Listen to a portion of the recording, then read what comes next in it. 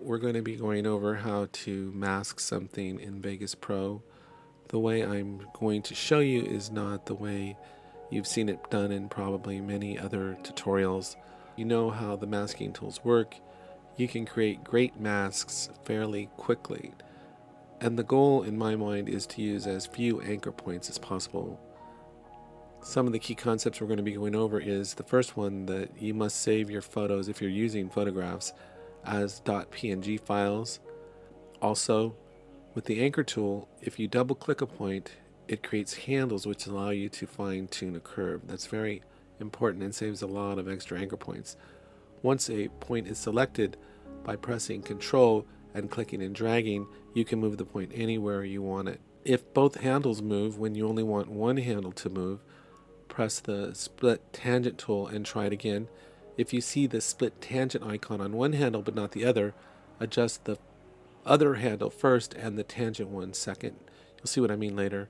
And lastly, if you make a mistake, as will undoubtedly happen, you can use the point deletion tool or right click and reset the mask. So here we have a JPEG file which we don't want, and so we drag it onto the timeline.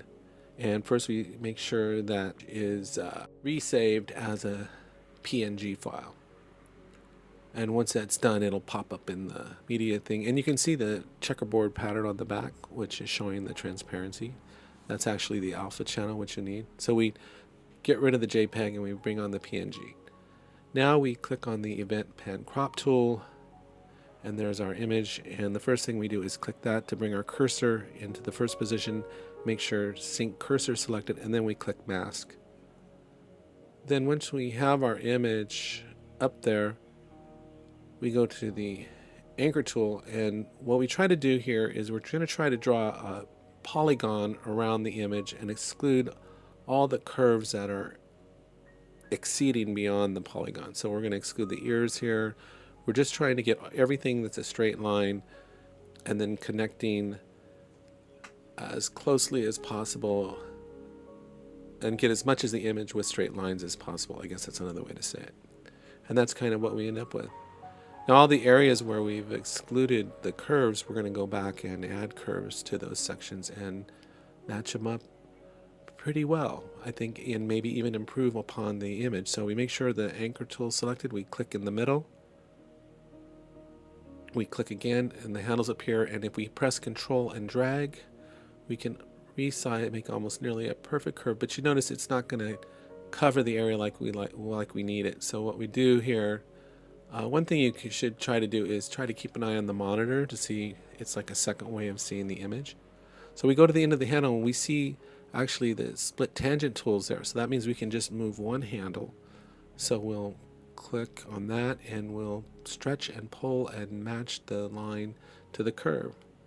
And it matches pretty well. There's just a few hairs missing, but he could use a haircut anyway. But I don't really think that we're losing much there.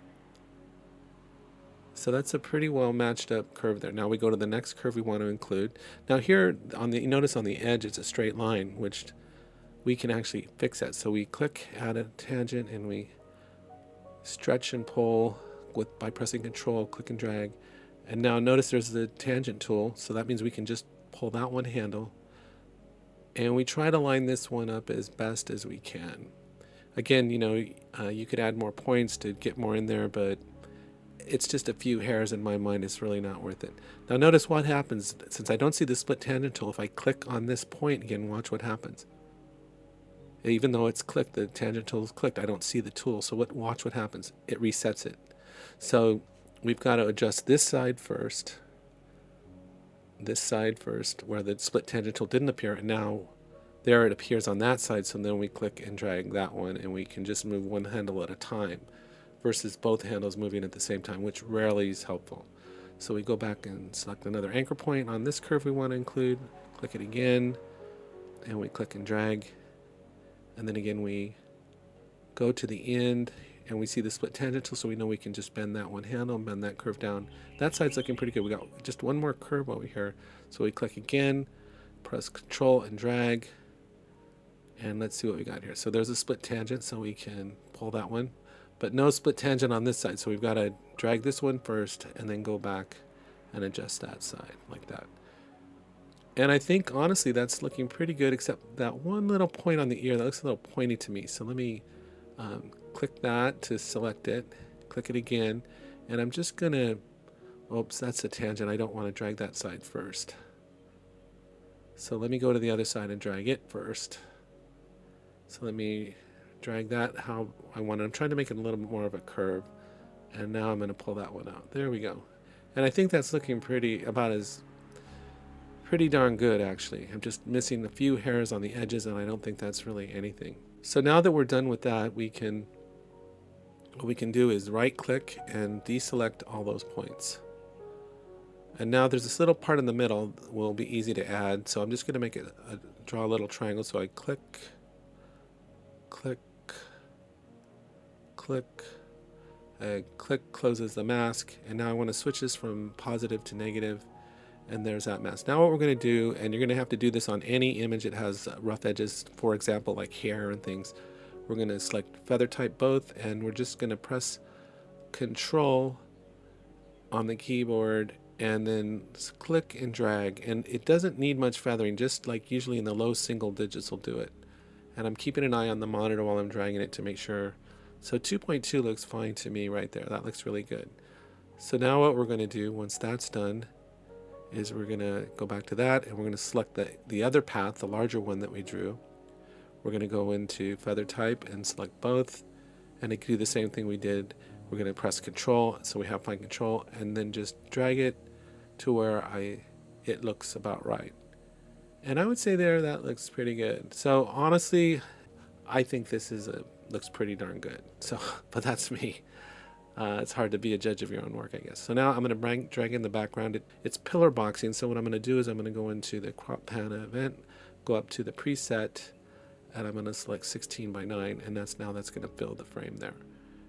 And basically I could call it a day right there, but to make it like, if it still looks a little photoshopped, what we could do is actually go in and add just a touch of blur to the background, and that should make it look nearly perfect.